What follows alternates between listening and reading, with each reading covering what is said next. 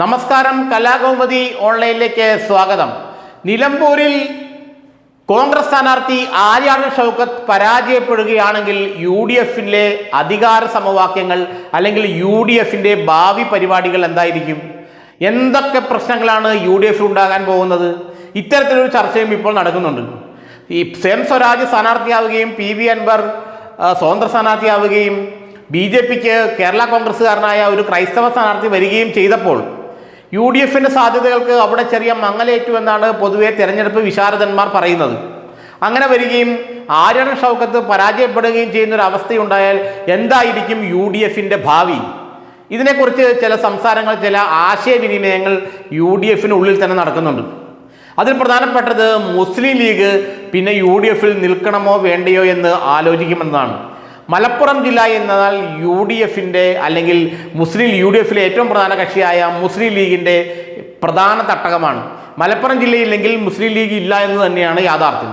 മലപ്പുറം ജില്ലയിൽ UDFിനൊരു തിരിച്ചടി ഉണ്ടായാൽ, അതും ഉപതെരഞ്ഞെടുപ്പിൽ ഒരു തിരിച്ചടി ഉണ്ടായാൽ, ലീഗിന് നല്ല സ്വാധീനമുള്ള നിലമ്പൂരിൽ തന്നെ അത്തരത്തിലൊരു തിരിച്ചടി, രാഷ്ട്രീയ തിരിച്ചടി ഉണ്ടാവുകയാണെങ്കിൽ പിന്നെ മുസ്ലിം ലീഗിന് UDFിൽ തുടരുക ബുദ്ധിമുട്ടായിരിക്കുമെന്നാണ് ലീഗുമായി അടുത്ത വൃത്തങ്ങൾ പറയുന്നത്.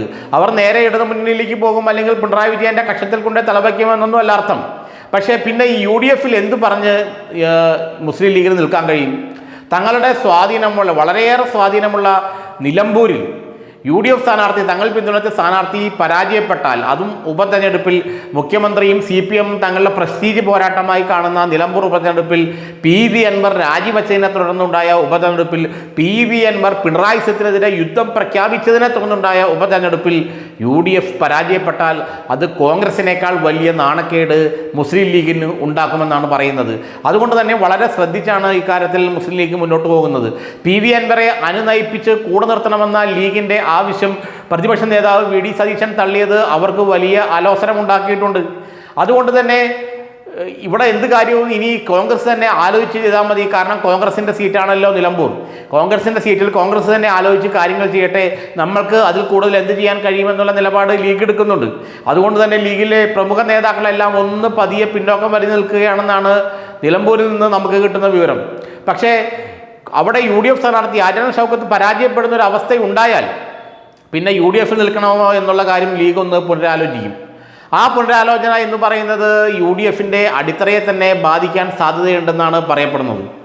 എന്തുകൊണ്ട് നിലമ്പൂരിൽ ഇപ്പോൾ ഒരു ഉപതെരഞ്ഞെടുപ്പ് ഉണ്ടായെന്നും ആ ഉപതെരഞ്ഞെടുപ്പ് എങ്ങനെയാണ് CPMനേക്കാൾ UDFിൻ്റെ വാട്ടർലൂ ആവുന്നതിനെ കുറിച്ച് വളരെ കൃത്യമായ വിശകലനങ്ങൾ പല ഭാഗത്തു നിന്നും ഉണ്ടാകുന്നുണ്ട്.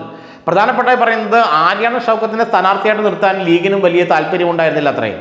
കാരണം ലീഗിൻ്റെയും ഒരു കാലത്ത് ലീഗിൻ്റെയും പ്രഖ്യാപിത ശത്രുവായിരുന്നു ഈ ആര്യാടന്മാർ എന്ന് പറഞ്ഞാൽ ആര്യാടൻ മുഹമ്മദും മകൻ ആര്യാടൻ ഷൗക്കത്തും. കാരണം ലീഗുമായി ഏറ്റുമുട്ടിയാണ് ആര്യാടൻ മുഹമ്മദ് അവിടെ ശക്തി തെളിയിച്ചത്, അല്ലെങ്കിൽ മലപ്പുറം ജില്ലയിലെ പ്രധാന നേതാവായി ഉയർന്നത്. മലപ്പുറത്ത് ആര്യാടൻ ജീവിച്ചിരിക്കുമ്പോൾ കോൺഗ്രസ് എന്നാൽ ആര്യാടൻ തന്നെയായിരുന്നു. അതുകൊണ്ട് തന്നെ മുസ്ലിം ലീഗുമായി പലപ്പോഴും ഏറ്റുമുട്ടുന്ന അവസ്ഥയും ഉണ്ടായി.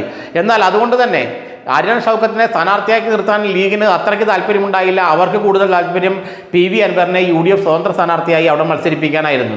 പക്ഷേ അതിന് VD സതീശൻ ചെക്ക് വച്ചതോടെ ലീഗ് ഒന്ന് കളം മാറ്റി ചവിട്ടി, അല്ലെങ്കിൽ ലീഗ് അല്പം നിശബ്ദരായി.